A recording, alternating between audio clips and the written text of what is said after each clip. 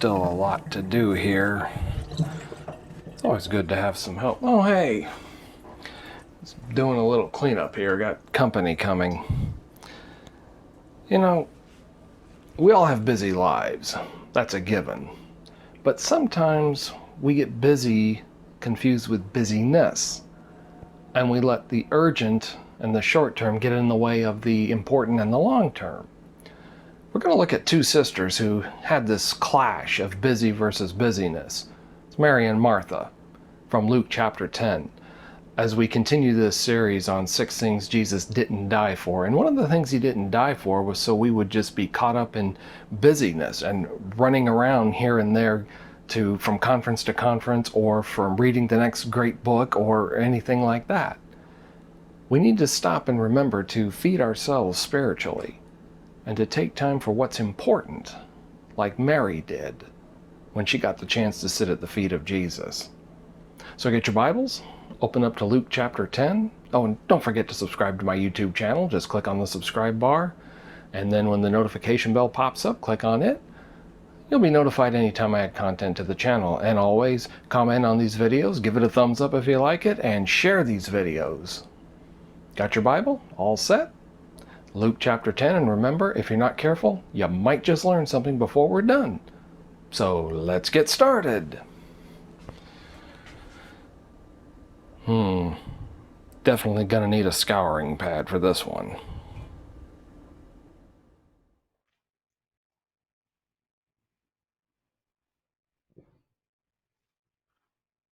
Glad to see everyone this morning, and thanks to everyone who came out Friday night for the singing, for the Diana singing. It was a good singing. We had several people here from the neighboring congregations and several song leaders, and it was very good.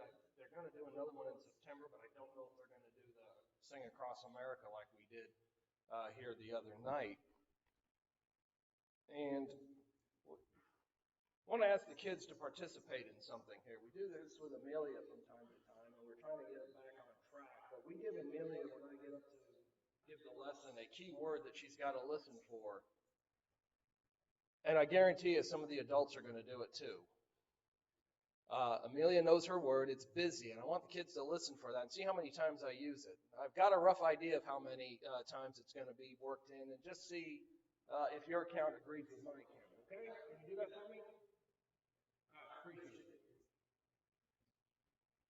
All right, in this series for our visitors, we've been doing a series about 6 things Jesus didn't die for. And this is kind of a sermon request that came to me. It was an article from BeliefNet.com that got relayed to me with a note saying this would be a good sermon. And I read the article and thought, actually, this would be a good series. And today we're on part 5 of it.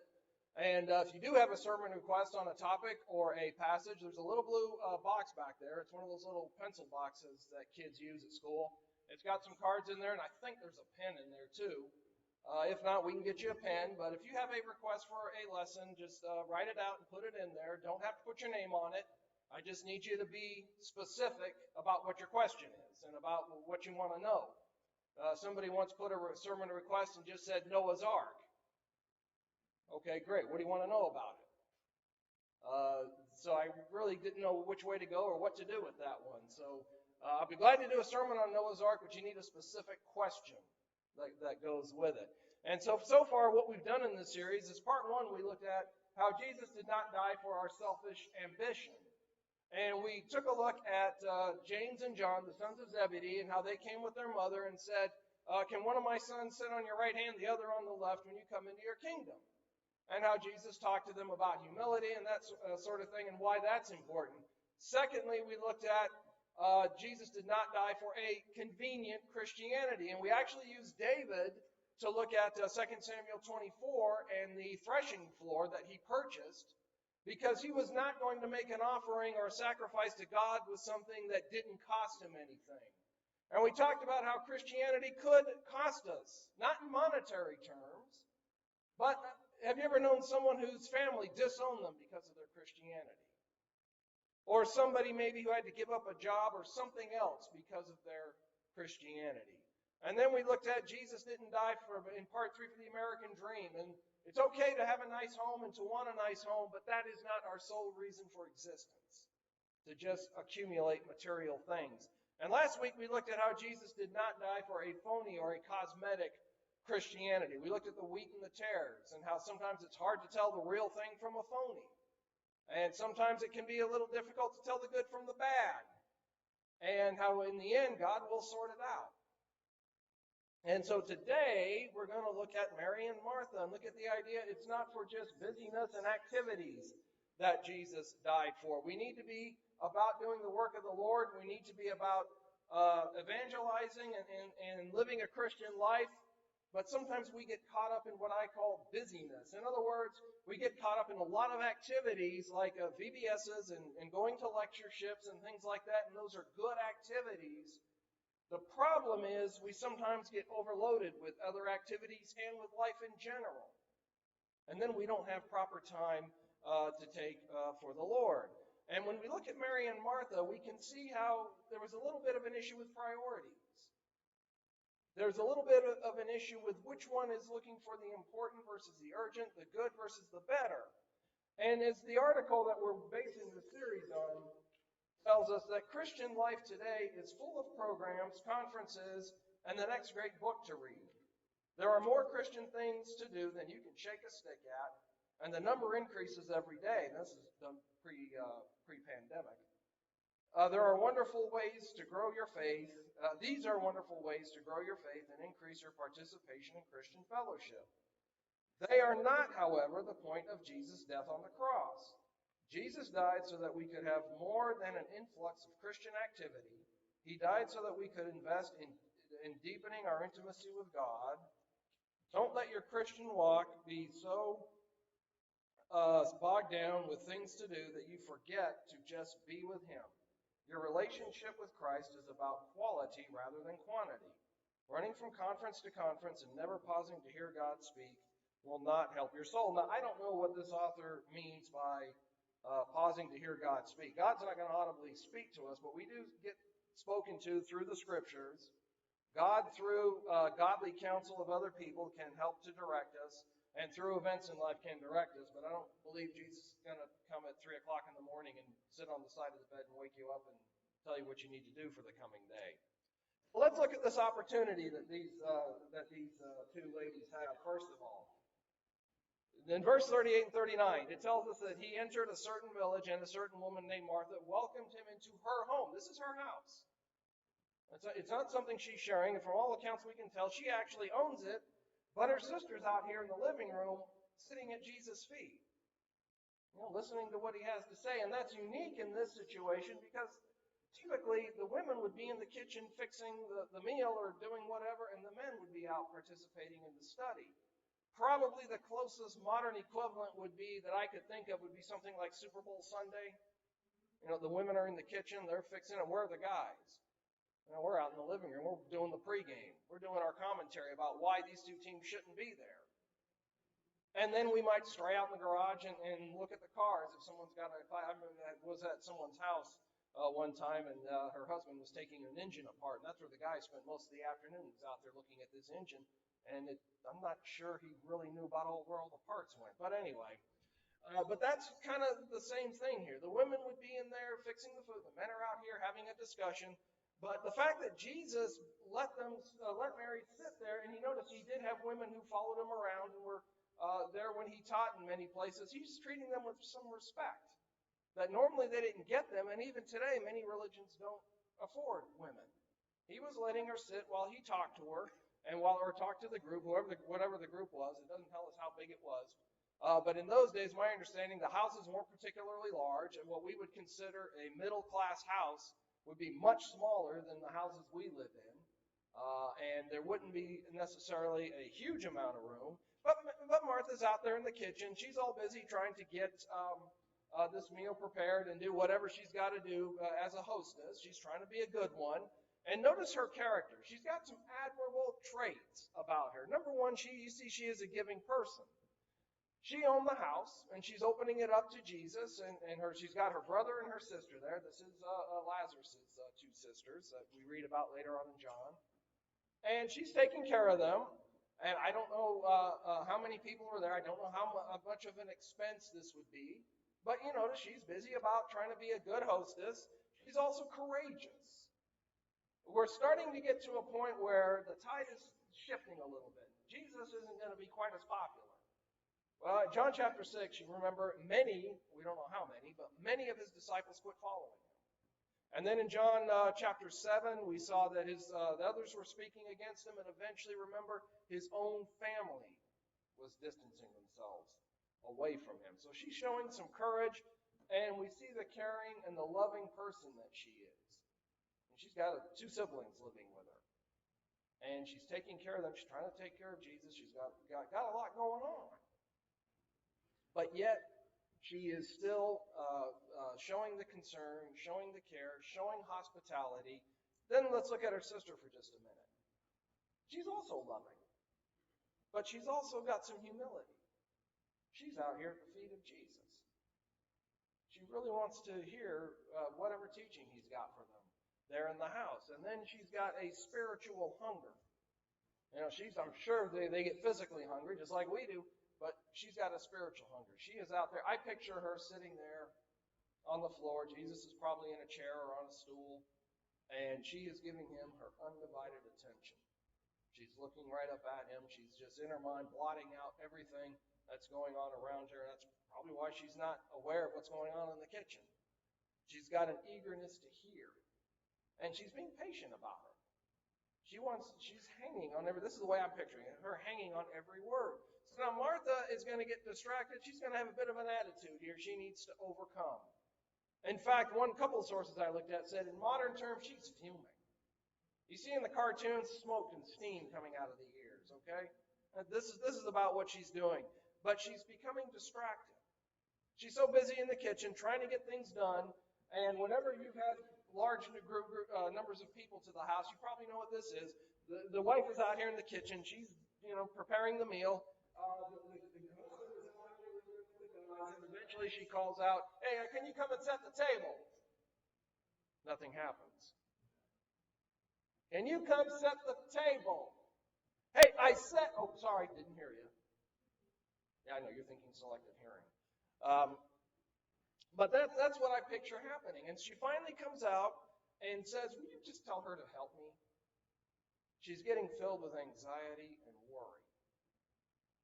This might not go over well. This stuff, we're going to burn the meat here, or whatever. Here again, think about the kind of anxiety or worry you might have with a large group of people in the house, and you're the only one doing anything in the kitchen or trying to cook. But there's a couple of ways here that we can see the distraction and apply it to our lives. And that is, number one, she is distracted by much serving. She loved others. She wants to minister to them. But here's Jesus sitting in the house. He's teaching. And she's in here all worried about the things of this world and getting the physical down, that she's neglecting the spiritual. She's letting the busy and the busyness tie her down out here. She's distracted by material things of this world, the cares of this world. Now let's stop just a minute. Don't we do the same thing? Oh, it's time to get up. Got to get to work. I'm running behind. I got so many sales calls to make, or I got so many presentations to make. I've got so many people that I've got to call on. I got to make five phone calls today to set up sales presentations, or I've got to meet this quota, or I've got this class I've got to prepare for. We get all caught up in that then we neglect, oh, I forgot to have some quiet time today. I forgot to read my Bible. That's the kind of thing that we tend to get caught up in, that we tend to get distracted by today. She wants her sister to help her. She expected that her sister would help her. Here, once again, when you have company over, don't you expect everybody to pitch in? When I was a kid, my parents had a party. We had a basement. And in the winter there in Anchorage, it gets dark and cold early. Our job typically was to listen for the doorbell. When people came in, either my sister or I, one of us would take their coats back to the bedroom. The other would show them downstairs. And there were a time or two we might have gotten distracted by the TV or something. And some people sit out there a little bit longer than they would have liked to. Because we were kids. We're watching TV. We're having fun. Mary's sort of the same, except she's busy doing actual work. And her sister is in here with Jesus, And so she does, I think, have a legitimate complaint. She expects some help. But he's got to let her know that there are some more important things in life than just the material. So what's he gonna do for her or for Martha is he wants her to refocus. Let's step back a minute here. Jesus says to her, Martha, Martha, you are worried and troubled about many things. Now, Martha needed herself to come out and sit and listen to Jesus. He's got people there that he's talking to. He's got Mary there. Maybe what Martha needed to do was in the kitchen do a little bit, get the roast in the oven or whatever, and maybe come out and maybe just put the meal on hold. We'll eat later. We'll do that. Let's come out here and have a little. We would consider it emotional or Bible study, but just come out and listen to what Jesus has to say. Just listen to whatever his teaching there is. He loved her, and you notice the tender rebuke. This is the way I picture it. I don't picture him sitting there doing a, Martha, Martha, come on. You're worried about too much. I picture him more softly approaching her. Martha, Martha, you're concerned. You're troubled about many things. But one thing is needed. Mary chose the good part. And that won't be taken away from her. I picture him more like that, more of a gentle kind of a rebuke, not a in-your-face with a 2x4 kind of rebuke. But he's reproving her because of her anxiousness. And it's easy to get worried about life. But he wants her to not get worked up, get worried. He wants her to think about the good part. One thing is needful. It's the good part. The important versus the urgent. The important. Come out here and sit down and listen to whatever Jesus is talking about. Take a few minutes. Step back. Like we need to do. To take every day, open our Bibles, and spend some time reading them. And not get caught up in the activities and the events of life. It's easy, for instance, I think about it at times when we've done VBSs and we've done gospel meetings and things where all week we're getting up early, we're staying up really late, and then my own spiritual and everybody around us starts to suffer because we're not taking time to feed ourselves spiritually. And remember, Jesus is someone who is poor in the eyes of the world. Foxes have holes, birds have nests, but he didn't have any place to lay his head.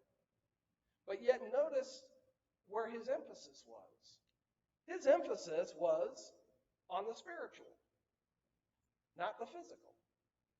Remember, he was asked about paying the temple tax. He sent his disciples to get a fish, and in the fish you'll find a coin, or in its mouth you'll find a coin, go pay the tax.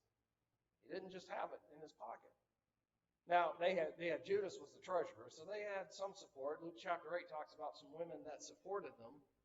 But his concern was the spiritual, not the physical. The good part chosen by Mary could not be taken away. Nobody can take your Christianity away from you.